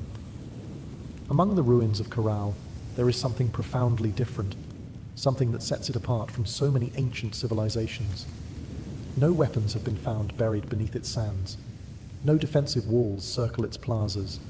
No mass graves hint at bloody conquest or internal strife. Unlike the kingdoms that rose and fell through war, Corral was a society built on peace. It's a revelation that defies expectations. Here was a civilization that flourished not through violence, but through cooperation, trade, and shared belief. The people of Corral seem to have invested their energy not in armies or fortresses, but in architecture, astronomy, music, and communal life. Their plazas and pyramids weren't monuments to victory over enemies. They were centers of celebration, worship, and governance. This was a civilization that chose to gather rather than conquer, to negotiate rather than destroy. Trade was the lifeblood of Corral's success. Cotton, grown along the fertile riverbanks, was spun into fishing nets that were traded with coastal communities. In return, Corral received dried fish, an essential source of protein, and exotic goods from faraway places, colorful shells from the Pacific, precious stones from the highlands, and even rare tropical fruits from distant valleys. This wide network of trade stitched the region together, binding far-flung communities into a peaceful web of mutual benefit. And in the center of it all, Corral thrived as a cultural and economic hub. Religious and ceremonial life played a vital role in maintaining social harmony. The city's grand public spaces and sunken plazas likely served as stages for rituals that united the people under shared spiritual beliefs. Music filled these gatherings, flutes carved from condor bones, drums made from deer hides, creating soundscapes that echoed across the desert, tying individual lives to something greater. Leadership, too, appeared to rely less on military strength and more on spiritual authority and civic organization. The city's leaders must have coordinated massive construction projects, seasonal agricultural cycles, and complex trade agreements, all without leaving behind the brutal scars of war.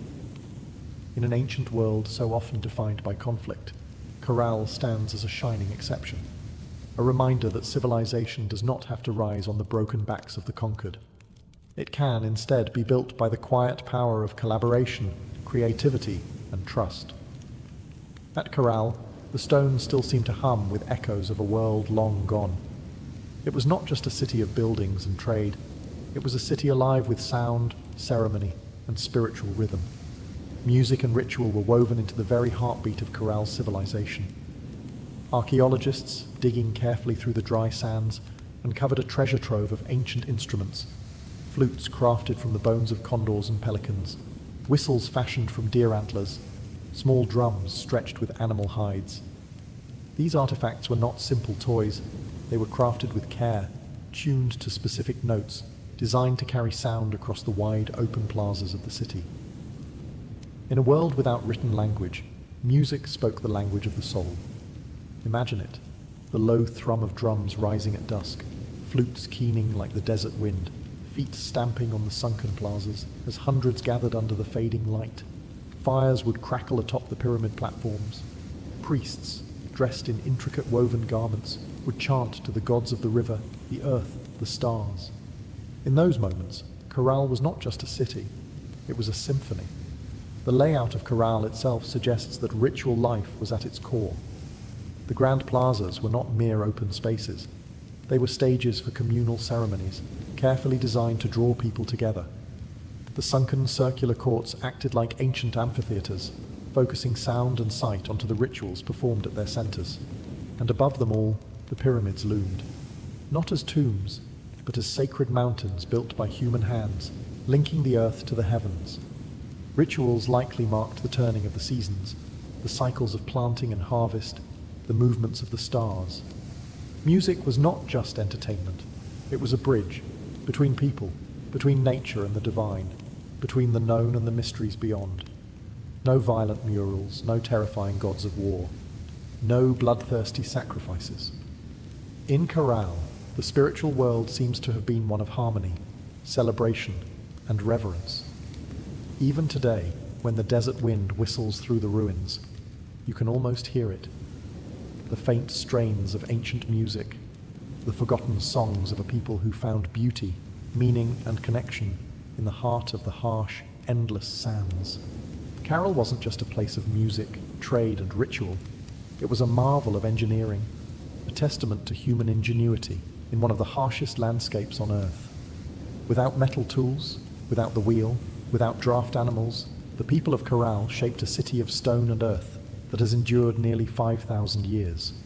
Their achievements were astonishing. Massive pyramids rose from the desert floor, constructed not with small, fragile bricks, but with enormous stones carried across the dry valley. Workers transported rocks using reed bags, ingenious baskets strong enough to bear heavy loads, woven from the very plants that grew along the riverbanks. Layer upon layer, they built with care, stacking stone and filling the interiors with rubble to create structures that could withstand not only time, but nature's fury. And they understood nature well. Corral lies in a region prone to violent earthquakes, yet their pyramids and plazas survived largely intact. How? By mastering earthquake-resistant architecture. Builders used flexible construction techniques, layered fills, wide foundations, and rounded corners that allowed their monuments to absorb and dissipate seismic energy. It was engineering born not from textbooks, but from an intimate knowledge of the earth itself. Water management was another silent triumph. Despite living in a desert, the people of Corral developed sophisticated irrigation systems. Channels and canals carefully guided river water to their agricultural fields, allowing crops to flourish even during dry seasons. No water was wasted. Every drop mattered. The layout of Corral itself reflected brilliant urban planning. Major structures aligned with key astronomical points, suggesting a deep understanding of the solar cycles. The sunken plazas, with their precise geometry, were more than gathering places. They were instruments for tracking the heavens, allowing priests and astronomers to predict seasons crucial for survival. Even the city's organization spoke of a complex society. Residential zones, administrative areas, ceremonial centers, all were arranged in harmony, balancing communal life with sacred spaces. They built not just for the moment, but for generations. Today, as modern engineers marvel at Corral's resilience, they are reminded that greatness is not measured by technology alone. Sometimes the deepest wisdom lies in understanding the forces of nature, in working with the land, not against it. Corral's stones have endured storms, quakes, and the erosion of time itself. They stand as a silent testament to a civilization that engineered their dreams into the desert sands. For centuries, the city of Corral flourished, a beacon of peace, music, trade, and architectural mastery in the desert sands. And then, quietly, almost without a trace, it was abandoned. No fires marked its fall, no signs of conquest scar its walls, no mass graves or shattered monuments tell a story of sudden disaster.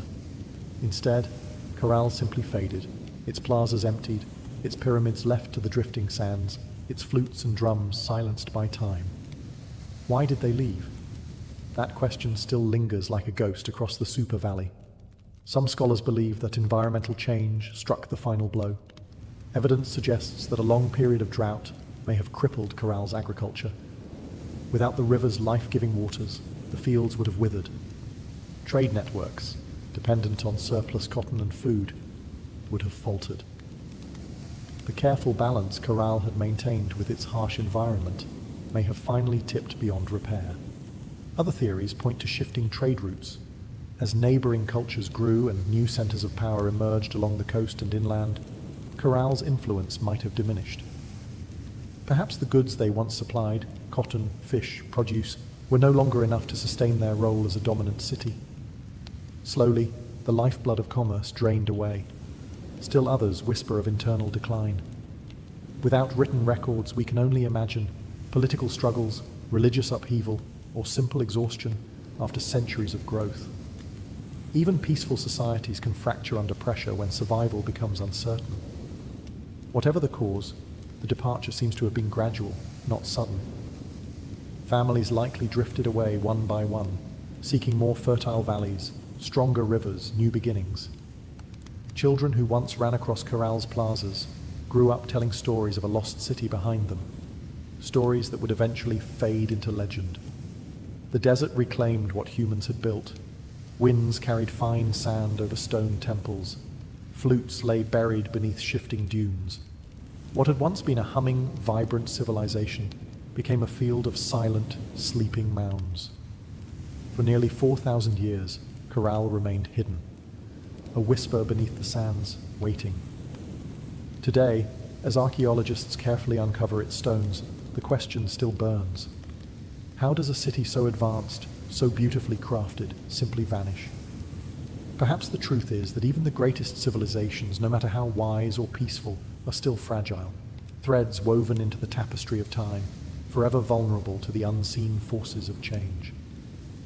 For millennia, Corral lay forgotten, buried beneath the silent sands of the Super Valley. Travelers passed the strange, rounded hills that dotted the landscape, never suspecting that beneath their feet lay the ruins of a civilization older than the pyramids of Egypt. To them, these were just natural formations, mounds shaped by the wind and time. It wasn't until the late 20th century that the world would finally hear Corral's voice again.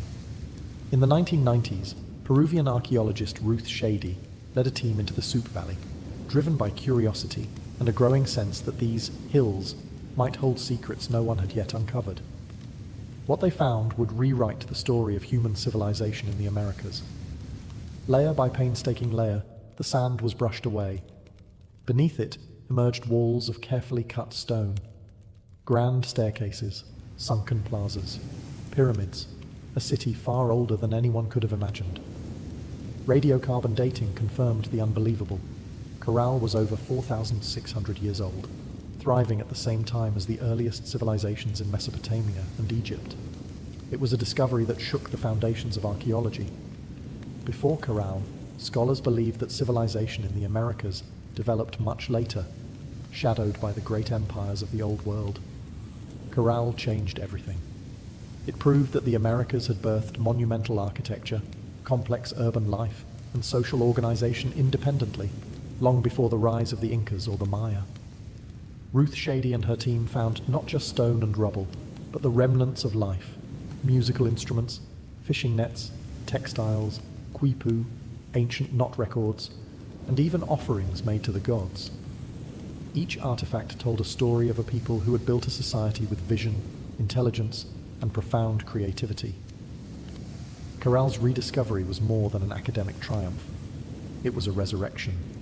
A civilization that had slept beneath the desert for thousands of years now stood revealed under the open sky once more, its plazas kissed by the same winds that had once carried the sounds of flutes and the laughter of children. Today, Corral is recognized as a UNESCO World Heritage Site, a fragile, priceless link to humanity's earliest dreams of building, belonging, and believing. The sands had hidden Corral well, but in the end, the stones endured, waiting for someone to listen, to see, to remember. Corral stands today as a silent giant, a reminder that civilization's roots stretch far deeper than we once believed. Among its pyramids and plazas, the ancient stones whisper a story that reshapes our understanding of humanity's journey. A story not of conquest and bloodshed, but of harmony, ingenuity, and hope. Long before the towering empires of Greece, Rome, or even Egypt, the people of Corral were building something extraordinary. They raised pyramids without the wheel. They mapped the stars without written records. They created a thriving society rooted in trade, music, ritual, and engineering, all without leaving scars of war upon the land. In an era often defined by conflict, Corral offers another vision of what civilization can be, a society that valued connection over conquest, knowledge over domination. It reminds us that complexity does not require violence, that greatness is not measured by how many armies march across a battlefield, but by how a community comes together to build, to create, to dream. Corral's legacy reaches far beyond the dry sands of the Soup Valley. It challenges old assumptions, that civilization had a single cradle, that urban life and monumental architecture belonged first to the Old World. Corral proves that humanity's spirit of innovation and aspiration arose independently in many corners of the earth, shaped by different hands, but driven by the same eternal desires: to endure, to celebrate, to reach toward the divine. Today, walking among Corral's weathered ruins, you can almost hear it. The pulse of drums, the low hum of flutes, the murmur of traders bargaining in the plazas, the laughter of children racing through stone alleys under a sky of endless stars. Their lives, their dreams, their stories are still with us, etched into the bones of the earth. Corral teaches us that even when civilizations fall, their spirit can endure, sleeping under sands, waiting to be remembered, waiting to inspire again. In the great timeline of human history, Corral shines not just as a relic of the past, but as a beacon for the future, a reminder that, even in the harshest deserts, even under the heaviest sands, the seeds of wonder, wisdom, and peace can take root, and build a world that reaches for the stars.